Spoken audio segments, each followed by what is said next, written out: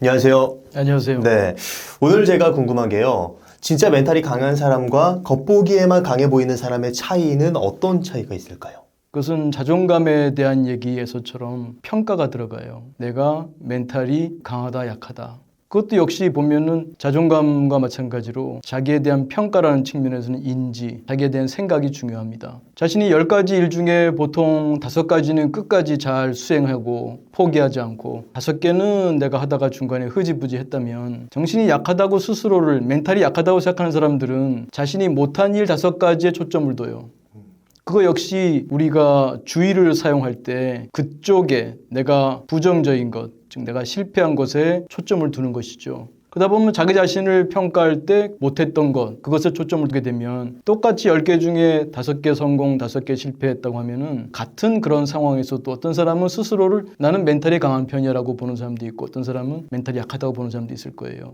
그래서 우선은 자신을 멘탈이 약하다고 평가하는 것에 대해서 좀 신중하자. 그거는 멘탈이나 자존감이나 무엇이든 간에 사람을 평가할 때 우린 좀 신중해야 돼요. 왜냐하면 우리 내면에는 굉장히 많은 내용들을 담고 있고 상대방 마음에도 상당히 다양한 것들이 포함되어 있기 때문이죠. 그래서 정신적인 즉 멘탈이 강하다 약하다고 할 때도 자신을 쉽게 평가하기보다는 내가 어떤 일을 할 때 그 동기가 얼마나 정말 내가 원하는 동기인가, 내가 바라고 내가 좋아하는 동기인가를 먼저 봐야 돼요. 그러나 물론 직장에서 일을 하거나 그럴 때는 어쩔 수 없이 하는 경우도 있죠. 뭐 목구멍이 포도청이어서 한다 그런 말도 있으니까요. 그럴 때는 멘탈이 강한 사람도 쉽게 포기할 수도 있어요. 재미가 없으니까요. 그 일을 할 때. 그래서 자신이 멘탈이 강하다 약하다 평가할 때도 그냥 의지력이나 이런 것보다는 내가 그 일을 얼마나 좋아하는가, 내가 바라는 것인가를 봐야 돼요. 그러면 회사나 뭐 학교 학생이라면 할 수밖에 없는 상황에서는 어떻게 해야 됩니까? 결국 그것을 이루는 것을 멘탈이 강하다고 표현한다면 동기를 강화시켜야죠. 그 중에 하나는 우리 내면에는 동기가 하나가 아니에요. 여러 가지 동기를 연합을 하는 겁니다. 연합을 하게 되면은 혼자 하는 것보다는 둘이 하면 더 쉬워지죠. 내가 순두부 장사를 한다. 근데 정말 나 순두부 장사하기 싫은데 목구멍이 포도청이라서 정말 어쩔 수 없이 한다. 그러면 그 사람은 순두부 장사를 하면서 사람들이 돈으로 보이겠죠. 나는 돈을 벌기 위해서 하는 거다. 그러면 그 사람이 순두부 장사라는 행위를 할 때 그 사람의 동기는 돈을 버는 거예요. 근데 만약에 그 사람이 어차피 내가 순두부 장사를 하는데 그 사람들이 나도 그렇고 어떤 집에 가서 음식 먹었을 때 참 맛있게 먹었을 때 기분이 참 좋아졌어. 그 집에서 그 음식 먹었더니 스트레스도 풀리고 참 기분 좋아졌었어. 뭐 이렇게 경험을 생각해 보면 내가 순두부 장사를 하면서 사람들이 좀 맛있어 했으면 좋겠다. 그런 동기를 낼 수도 있잖아요. 그럼 또 다른 동기죠. 이 동기를 냈다고 해서 돈 벌고자 하는 동기를 대체했다는 뜻은 아니에요. 나는 분명히 돈을 벌어야 됩니다. 돈을 벌고자 하는 동기가 있어요. 그러나 그거 말고도 내가 사람들을 좀 기쁘게 하고 싶다. 내가 사람들을 건강하게 하고 싶다. 이거에서 자기가 의미를 찾는 거예요. 그러니까 여기서도 인지가 중요하죠. 그러니까 동기를 강화시킬 때도 인지적인 작업이 들어가는 거예요. 그러니까 자존감에서도 인지 작업이 중요한 것처럼 여기서도 인지 작업을 잘하면 생각을 잘 써서 의미를 부여할 수 있다면 여러 동기를 규합할 수가 있어요. 그럼 연합군이 되는 거죠. 여러 동기들의 힘을 얻게 되면 그 일이 힘들어도 쉽게 포기하지 않게 되죠. 힘이 있으니까요. 여러 동기들이 도와주니까요. 그래서 그 멘탈이 강하다 약하다를 이렇게 1차원적으로 설명할 수 있는 것이 아니고 그건 동기의 문제고 또 동기는 인지와 관련되고 여러 동기들을 규합할 수 있어야 되고 그럴 때 인지적인 작업이 중요하고요. 그걸 통해서 내 동기를 보강하게 되면 어떤 일을 할 때도 훨씬 더 즐거움도 커지죠. 내가 하나의 동기가 충족될 때보다 똑같은 행위를 통해서 2개, 3개의 동기가 충족된다면 내 행복도 커지는 거죠. 내 행복도 커지고 일도 포기하지 않고 끝까지 해내게 되고요. 그렇게 좀 동기 관리, 인지 관리로 좀 요약해 볼 수 있겠습니다.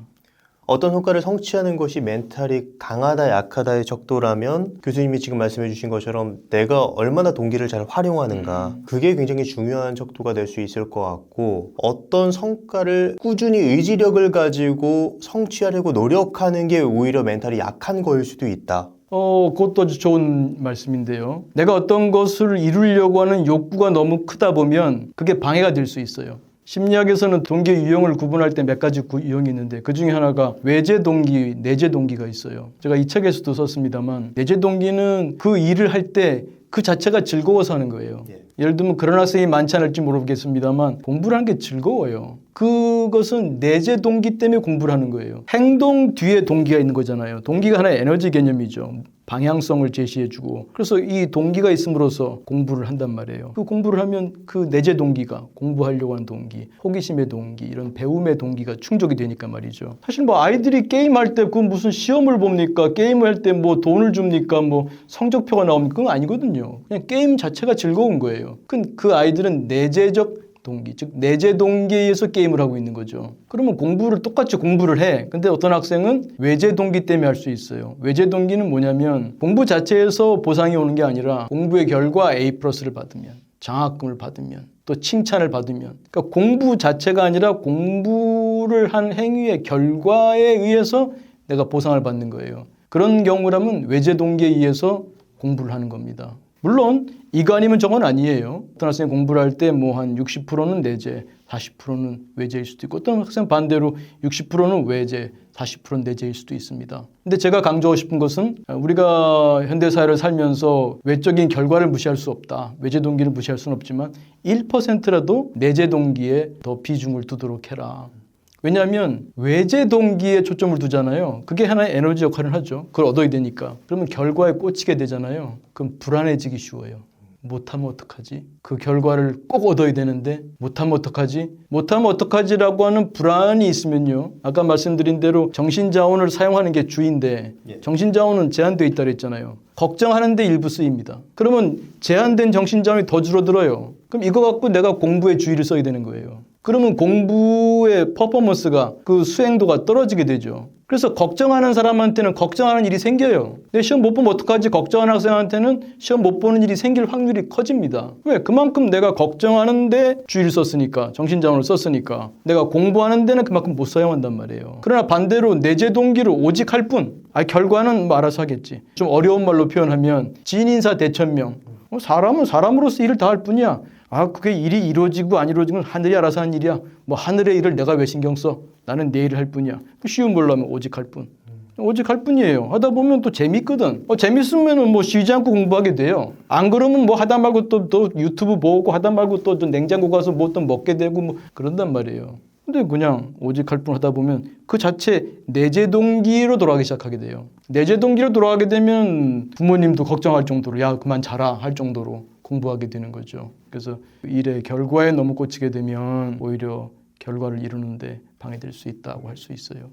제 주변에 굉장히 하기 싫은 일인데 내가 이 일을 그만두면 그 집단에 있는 사람들이 나를 멘탈이 약한 사람이야 라고 볼까봐 자기가 그 집단에서 버티면서 스스로를 멘탈이 강한 사람이라고 생각하는 사람이 있는데 이런 사람은 오히려 그런 외재 동기에 의해서 움직이는 멘탈이 약한 사람이라고 느껴지네요. 거기다 또 하나 더 붙이면 또 내재 동기, 외재 동기의 구분도 있지만 접근 동기, 회피 동기도 있어요. 이 사람은 그 일을 할 때 그 일이 좋아서 하는 거라면 접근 동기인데 이걸 안 하면은 이런 일이 생기지 나를 뭐 배신자 취급할 거라든지 아니면 멘탈이 약한 사람이라고 취급한다든지 이건 내가 싫은 일이야. 이런 일이 있으면 절대 안 돼. 그럼 그 일을 하는 자체가 이런 일이 발생하면 안 돼라는 회피 동기로 움직이는 거예요. 회피 동기로 움직이게 되면은 삶이 재미없죠. 예를 들어서 예습을 하는데 예습이라는 행위를 하는데 예습을 해서 내일 선생님이 물어봤을 때 손 들고 딱 멋있게 얘기해가지고 선생님도 훌륭하다고 또 학생들도 친구들도 막 이렇게 부러워하는 모습을 상상하면서 열심히 하면은 그건 접근 동기로 하는 거예요. 근데 똑같이 예습을 해. 내일 선생님이 물어봤을 때 답을 못하면 끔찍해. 바보라 그럴 거 아니야. 애들은 얼마나 나를 갖다가 무시할까. 그런 일 있으면 안 되지. 예습은 똑같이 하는데 예습은 예습인데 이 친구는 회피 동기로 하는 거예요. 회피 동기로 하고 있다면 삶이 즐겁지 못하죠. 공부가 재밌지도 못할 테니까 퍼포먼스도 그 수행도 그렇게 좋지 못할 겁니다. 그래서 가급적이면 내가 어떤 행위를 할 때 내재 동기로 접근 동기로 할 수 있도록 그게 지금 당장은 난 내재 동기가 안 일어나 지금 당장은 내가 접근 동기가 안 돼. 그러면 아까 말씀드린 인지적인 작업을 잘 해보세요. 의미를 부여해보고 자신의 다른 동기들의 연합군을 부르고 해서 동기가 가급적이면은 내재 쪽으로 가급적이면은 접근 쪽으로 비중을 조금이라도 높이는 방향으로 해보시면 그게 결과적으로는 멘탈이 강한 사람이다라는 말을 들을 수 있게 되겠죠. 제가 교수님 책을 보면서 이제 마음을 가볍게 먹는 게 중요하다라는 그 말을 봤는데 어떻게 해야지 우리가 살면서 마음을 가볍게 먹으면서 살아갈 수 있을까요? 굉장히 마음이 무겁습니다. 네, 그 결국은 앞에서도 한번 말씀드렸던 것처럼 심리적 유연성입니다. 여러 가지 심리적인 기법, 마음 기술이 필요한데 가장 첫 번째는 수용입니다. 내가 주어진 상황을 수용하는 것이 흔들림으로써 부러지지 않게 해주는 그것을 가능하게 하고 그것이 지금 가볍게 한다는 그 말하고 통할 거예요. 수용이라고 하는 것은 체념은 아닙니다. 내게 주어진 것들을 받아들이는 건데요. 예를 들면 제가 지금 최 선생님하고 이렇게 인터뷰하면서 제가 긴장을 할까요, 안 할까요? 안 하시는 것 같아요. 그래 보이죠? 예. 긴장하고 있습니다. 그런가요?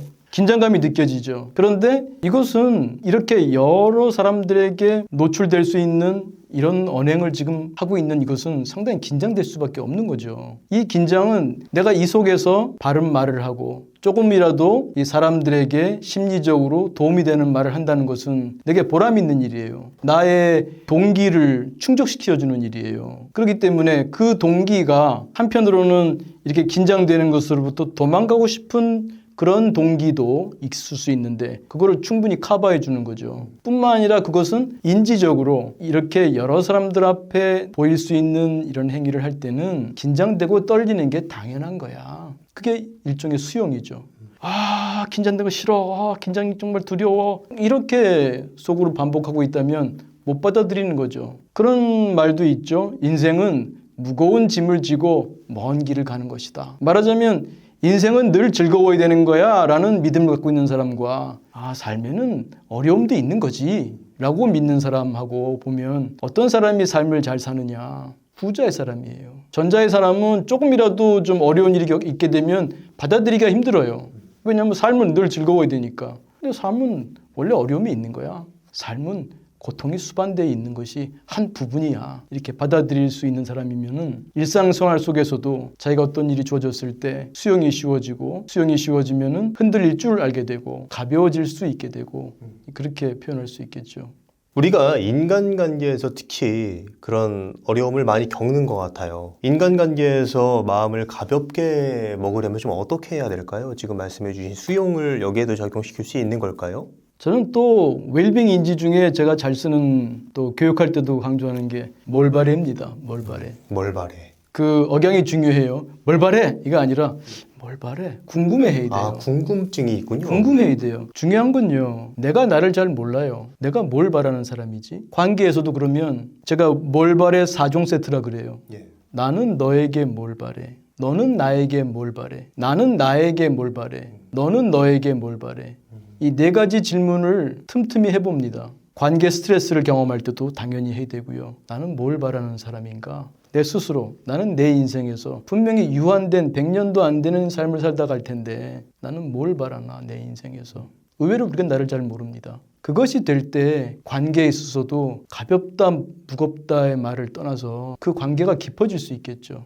나는 얼마나 상대방이 나에게 뭘 해준다 안 해준다만 생각하고 있는 경우가 많지 않은가. 나는 과연 그 사람은 나에게 뭘 바라지?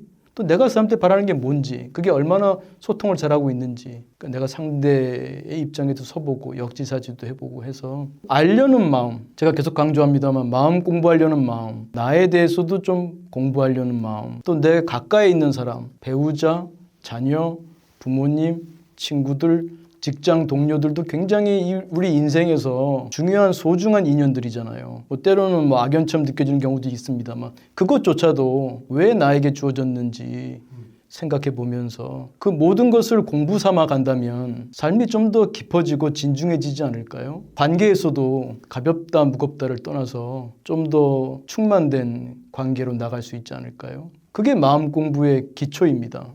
자, 오늘 좋은 말씀 많이 해주셨는데 마지막으로 하고 싶으신 말씀 있으시다면 어떤 게 있을까요? 네, 늘 마지막 말씀은 앞에서 얘기했던 마음 공부입니다. 예. 마음 공부는 정말 나에 대한 관심이에요. 물론 너에 대한 관심도 포함됩니다만 나태주 시인의 풀꽃인가요? 아시나요? 가까이 봐야 자세히 네, 봐야 자세히 봐야 예쁘다. 오래 봐야 사랑스럽다. 너도 그렇다. 이렇게 돼 있어요. 저는 여기 끝에 말을 좀 바꿔보고 싶어요. 나도 그렇다. 나도 자세히 봐야 됩니다. 오래 봐야 됩니다. 나에 대해서 관심과 호기심, 궁금함을 가질 때 마음 공부의 시작입니다. 네. 오늘 김정호 교수님을 모시고 멘탈이 약한 사람이 강해지는 방법 그리고 멘탈이 강한 사람의 특징에 대한 이야기를 나눴습니다. 그럼 오늘의 심리학은 여기까지 하도록 하겠습니다. 좋은 말씀 해주셔서 감사합니다. 감사합니다.